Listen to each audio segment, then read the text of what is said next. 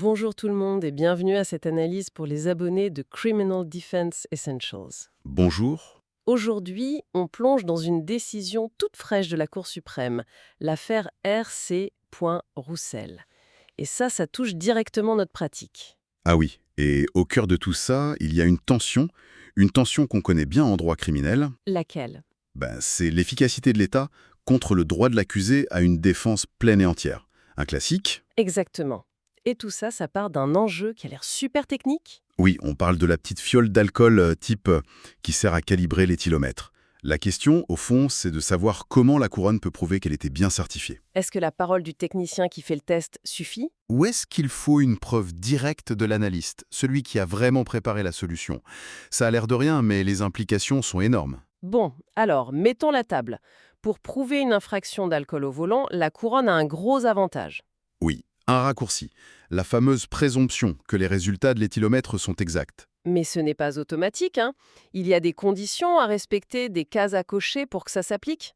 Exact. Et justement, une de ces cases, depuis la réforme de 2018, c'est elle qui est au centre du débat. Laquelle? L'article 320.31(1)A du Code criminel.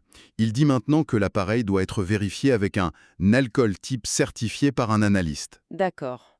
C'est une condition préalable. Et dans l'affaire Roussel, l'avocat de la défense a soulevé un point franchement brillant. Qu'est-ce qu'il a dit? Il a dit « Si c'est une condition préalable, la couronne doit l'approuver hors de tout doute raisonnable.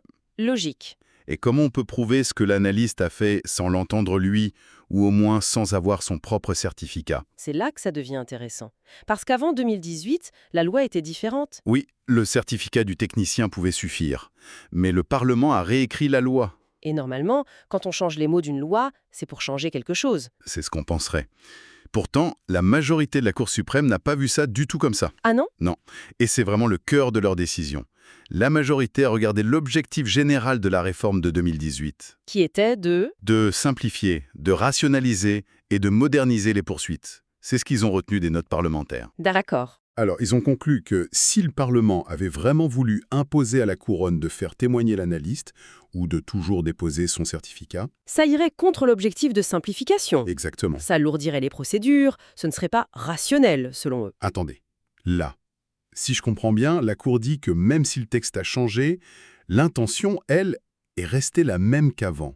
Ça me semble un peu... C'est une pente glissante, oui. C'est un grand débat en interprétation des lois. Mais ici, la Cour s'est vraiment appuyée sur le contexte. Et comment ils justifient ça légalement? Ils ont jugé que le nouvel article 320.32.1, celui qui parle du certificat du technicien, crée une exception générale à la règle du oui-dire. C'est-à-dire Essentiellement que ce certificat peut faire la preuve de tout ce qui est écrit dedans. Y compris l'affirmation du technicien qui dit que, oui, la solution d'alcool était certifiée par un analyste, Donc le technicien atteste de quelque chose qu'il n'a pas fait lui-même. qu'il n'a pas vérifié personnellement. Non, il se fie à une étiquette sur une bouteille ou à un autre papier. C'est une sorte de oui-dire sur du oui-dire alors. C'est exactement ça, un oui-dire au carré, qui selon la Cour est maintenant légalement acceptable. Et la Cour dit que c'était comme ça avant 2018 et que le Parlement ne voulait pas changer ça. C'est leur conclusion. On voit tout de suite le risque d'erreur, le jeu du téléphone, mais pour la majorité, ça tient la route. D'accord, mais ça m'amène à une autre question, une question cruciale pour nous en défense. Je pense savoir laquelle. Si on ne peut pas parler à l'analyste, comment on fait pour contester la validité de sa certification? Si on pense que le lot était défectueux ou que la date d'expiration est passée, on fait quoi? On est coincé. Oui, on est pris au dépourvu. Alors, la majorité de la Cour a une réponse à ça. Ils disent que la défense n'est pas complètement sans recours. Ah oui? Ils soulignent l'obligation de divulgation de la couronne, l'article 320.34 du Code. La couronne doit nous fournir le certificat de l'analyste, même si elle ne le dépose pas en preuve. Ah d'accord, donc on a accès aux documents sources. Voilà, l'idée c'est qu'on peut examiner ce document. Et si on y trouve une faille, mettons, comme vous disiez, que le certificat dit valide jusqu'au 15 novembre et que le test a eu lieu le 16. Là, on a quelque chose. Là, on a quelque chose. Et on peut demander l'autorisation de contre-interroger le technicien. Ah, le technicien, pas l'analyste. Non, le technicien. Et on lui dirait, Monsieur le technicien, vous écrivez dans votre rapport que la solution était certifiée, mais voici le certificat de l'analyste qui dit qu'elle était expirée.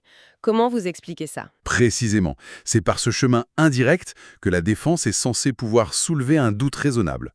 Pour la majorité, ce mécanisme protège assez bien les droits de l'accusé. C'est une solution qui mise beaucoup sur l'efficacité, je comprends la logique, C'est une soupape de sécurité si on veut. mais cette simplification, elle a forcément un coût. J'imagine que ce n'était pas unanime à la Cour. Vous avez tout à fait raison.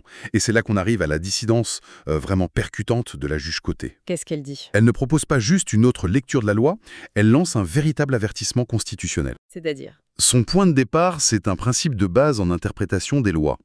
Si un tribunal a le choix entre deux lectures possibles d'une loi, il doit toujours choisir celle qui est conforme à la charte. Toujours. Et pour elle, l'interprétation de la majorité échoue à ce test. Complètement. Pourquoi? Quel est le droit fondamental qui est bafoué, selon elle? Le droit à une défense pleine et entière et à un procès équitable. Rien de moins. Rien de moins. La juge Côté dit que permettre à la couronne de prouver un élément aussi essentiel, la fiabilité de la machine, par du oui-dire qui n'est pas fiable, ça mine l'équité même du procès. Parce que le technicien ne peut pas répondre aux questions de fond. Exactement. Le technicien, il n'a aucune connaissance personnelle du processus de certification, il ne peut rien dire sur les méthodes du labo, les marges d'erreur, les standards de qualité, rien. Ce qui est puissant dans son argument, c'est qu'elle ne dit pas juste que c'est une mauvaise interprétation. Elle dit que cette interprétation brise une règle fondamentale du procès équitable. C'est ça. C'est une accusation très très grave. Au fond, elle dit que la majorité est en train de sacrifier un droit constitutionnel sur l'autel de l'efficacité administrative. Et c'est exactement la tension que vous mentionnez au début. C'est le cœur du problème. Pour elle, le droit de contre-interroger la source de l'information, c'est un outil essentiel pour tester la preuve. En l'enlevant, on demande à l'accusé de se défendre avec les mains liées dans le dos. Et qu'est-ce qu'elle dit du fait que la majorité a refusé de se prononcer sur l'enjeu constitutionnel? Elle critique ça directement. Elle dit qu'on ne peut pas interpréter une loi en vase clos en faisant semblant d'ignorer ses conséquences sur les droits garantis par la charte. Pour être juste, est-ce que la position de la juge Côté n'ouvrirait pas la porte à des contestations dans tous les dossiers, paralysant les tribunaux? C'est l'argument pragmatique, oui. Et c'est la crainte de la majorité, que le système s'enlise. Et quelle serait sa réponse?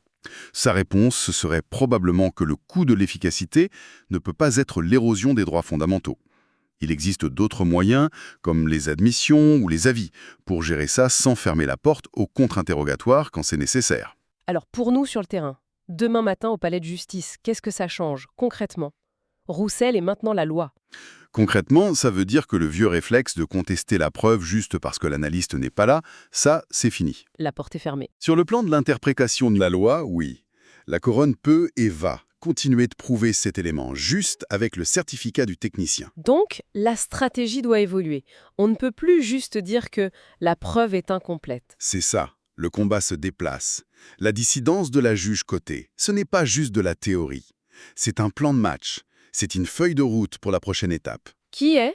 La contestation constitutionnelle. Il faut maintenant s'attendre à voir des requêtes en charte qui vont argumenter que ce régime de preuve, tel qu'interprété par la majorité, viole les articles 7 et 11D. On ne se demande plus qu'est-ce que la loi veut dire? Mais bien, est-ce que ce que la loi veut dire est constitutionnel? Et ça change tout. Ça change complètement la préparation. On ne prépare plus un contre-interrogatoire d'un technicien, on prépare une requête en charte, avec preuve d'expert. C'est un autre monde. Un combat beaucoup plus lourd, beaucoup plus coûteux. Mais la dissidence a donné des munitions très très puissantes à la défense. Elle a clairement dit que le régime actuel est vulnérable. C'est un peu une victoire à la Pyrrhus pour la couronne alors? On pourrait le voir comme ça. Une victoire sur l'interprétation, mais une invitation ouverte à contester la constitutionnalité de cette victoire. Si on résume, Roussel a clarifié la loi en faveur de la couronne, mais en même temps a ouvert une nouvelle boîte de Pandore constitutionnelle. C'est la meilleure façon de le dire. La bataille est loin d'être terminée, elle change juste de terrain de jeu. Une pensée finale pour nos auditeurs. Cette décision est un rappel fascinant de voir comment un détail procédural, presque bureaucratique, La certification d'une fiole, oui, comment ça peut devenir le centre d'un débat sur les principes les plus fondamentaux de notre justice. L'équilibre fragile entre la répression d'une infraction et la protection des droits de chaque citoyen. jouée sur la tête d'une épingle.